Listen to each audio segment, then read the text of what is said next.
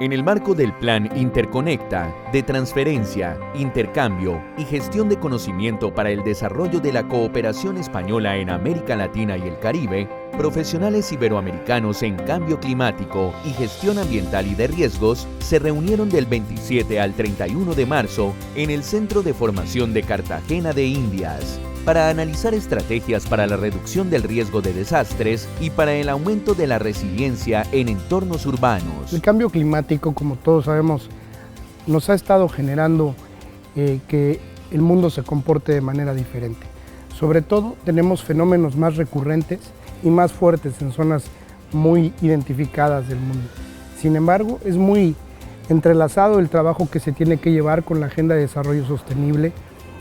Varios de los preceptos hablan de estas cuestiones, como reconstruir mejor después de los desastres, como ser cada vez más incluyentes, erradicar la pobreza, incluir más la agenda de género en estos temas, y esto va de la mano con el tema del cambio climático. En la medida que nosotros podamos reducir emisiones, que podamos construir mejor y en lugares más seguros, vamos a tener sin duda un mejor resultado. Si el clima ha cambiado, nuestros protocolos también deben de cambiar en consecuencia. Si el clima nos impone retos nuevos, nuestros protocolos deberán de ser más rígidos y obviamente nuestras políticas públicas de todos los gobiernos deben ir orientadas a ello. La actividad Ciudades en Riesgo frente a ciudades resilientes en el horizonte del cambio climático estuvo organizada por la Escuela Nacional de Protección Civil de España en colaboración con la Cooperación Española. Y en ella participaron 25 expertos en resiliencia frente al cambio climático en entornos urbanos procedentes de distintos organismos de la región. Bueno, la resiliencia es el elemento clave como estrategia de desarrollo que tiene la finalidad precisamente de fortalecer capacidades locales, capacidades individuales, capacidades colectivas para hacerle frente a la adversidad.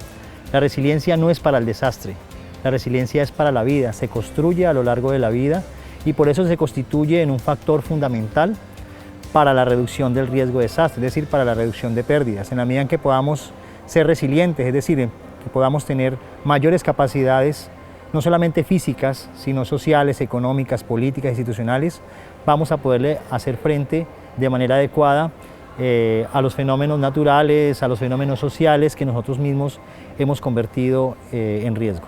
Según el Programa de Naciones Unidas para los Asentamientos Humanos, ONU Habitat, las ciudades resilientes son aquellas que tienen la capacidad de recuperarse rápido de los impactos que sufre el sistema.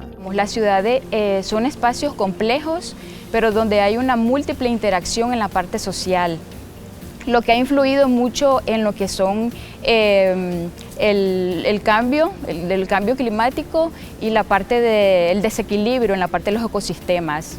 Sin duda hay que centrarnos más en las grandes urbes. ¿Por qué? Porque tenemos una mayor concentración de población y eso nos genera también más vulnerabilidad. También es cierto que las grandes urbes son las que más contaminan en la mayoría de los casos. Entonces sí, los efectos para reducir las cuestiones del cambio climático deben de estar muy enfocadas a ello. Pero no únicamente, sí empezar desde las poblaciones muy grandes, desde las urbes, pero que también esto permee hacia abajo. Es importante generar las políticas públicas hacia arriba, pero que puedan traducirse, sí, en desarrollos locales y muy focalizados. También es cierto que las grandes urbes, al nosotros requerir más energías, más agua, son las más expuestas. También tenemos algunas que están desarrolladas sobre temas de playa, en lugares muy cerca del océano, y esto involucra un riesgo adicional. Haciendo una analogía con el cuerpo humano, la urbe estaría concebida como un sistema complejo que requiere el buen funcionamiento de distintos elementos para gozar de buena salud. Y para conseguir ese buen estado de forma, es fundamental conocer los peligros y riesgos a los que se enfrenta el entorno urbano. Primero que todo, cuando hablamos de peligros endógenos y exógenos, hay que tener en cuenta que estamos hablando del génesis, del origen de estas amenazas o peligros. Normalmente cuando ocurren desastres naturales o las consecuencias de esos desastres naturales los podemos comparar cuando se presentan crisis económicas mundiales. Uno está muy tranquilo en un país cuando de pronto una gran crisis mundial que alteró toda la economía del mundo. nos llegó un evento o una situación que no esperábamos y que es ajena a nuestras propias acciones. Así son los peligros exógenos y normalmente tienen su origen en esos eventos naturales grandes de tipo geológico, de tipo hidrometeorológico, geomorfológico o astrofísico, que están fuera de nuestro control y que se presentan espontáneamente de un momento para otro. Los endógenos son aquellos riesgos o peligros que son originados en la acción antrópica o en la intervención humana.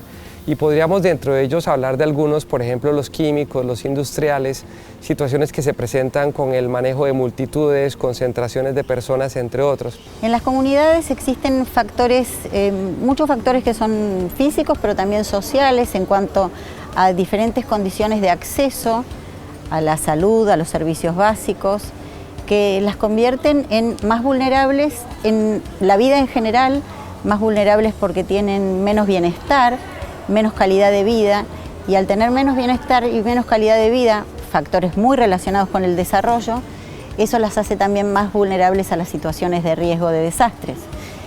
Son comunidades que tienen menos preparación, y tienen menos preparación porque también tienen menos reconocimiento de sus riesgos y de sus recursos. Una comunidad más vulnerable es una comunidad menos informada también.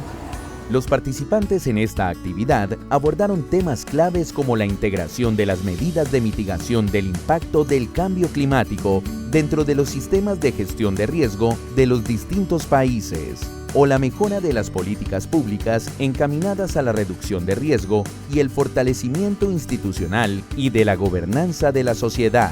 El tema de la toma de conciencia es un tema muy importante y es muy auspicioso que la Agencia Española de Cooperación Internacional, así como la Escuela Nacional de Protección Civil de España, se estén ocupando de estos temas que refuerzan las capacidades de los países, en este caso especialmente de Latinoamérica. La toma de conciencia es un fenómeno complejo que se inicia con el reconocimiento de los riesgos. Para poder reconocer los riesgos hay que tener una adecuada percepción de los peligros, y una vez que se reconocen estos peligros y se toma conocimiento de los riesgos, se puede trabajar sobre una adecuada toma de conciencia, no solo de los peligros, sino también de los recursos que las comunidades tienen para salir adelante, que eso está muy relacionado con el concepto de resiliencia.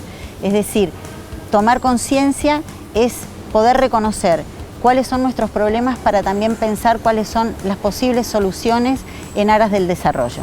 A partir de esta formación, los distintos grupos de trabajo establecidos trabajarán a distancia en el desarrollo de los acuerdos planteados durante el curso, con el objetivo de dar cumplimiento a las prioridades fijadas en el marco de Sendai, instrumento de acción adoptado en la Tercera Conferencia Mundial de Naciones Unidas sobre la reducción del riesgo de desastres, por el que 187 países se comprometieron a trabajar para reducir de manera sustancial el riesgo de desastres naturales antes de 2030. La primera se habla del conocimiento del riesgo, de ahí que habla de todo, de cooperación técnica que estamos aumentando mucho, tanto las regionales como las interregionales, los eventos, congresos, foros, que trata del tema de la reducción de riesgo en todo el mundo.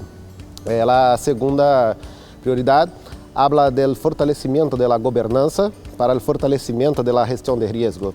Y creo que hay muchos avances también en estos 2 años.